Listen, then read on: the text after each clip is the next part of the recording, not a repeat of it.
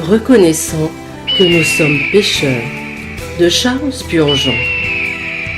Nous n'avons aucune promesse d'obtenir miséricorde par le sang du Rédempteur, à moins de reconnaître ouvertement et véritablement nos péchés devant Dieu.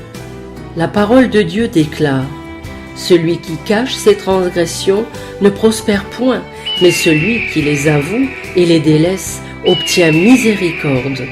La Bible ne contient aucune promesse pour l'homme qui ne veut pas avouer ses péchés.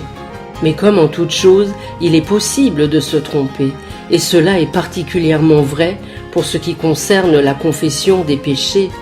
Beaucoup les confessent et le font devant Dieu, mais ils ne reçoivent pourtant aucun bienfait parce que leur confession est dépourvue de certaines marques exigées de Dieu pour en prouver l'authenticité et la sincérité et pour attester qu'elle est l'œuvre du Saint-Esprit.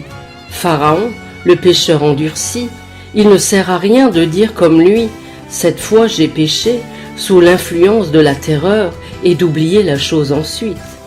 Balaam, l'indécis. La confession des péchés est futile à moins de venir du cœur et d'être réelle.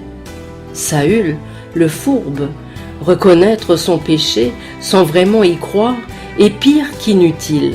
La confession d'un cœur qui est dépourvu de sincérité n'est qu'une moquerie à l'adresse de Dieu, hachant une repentance douteuse.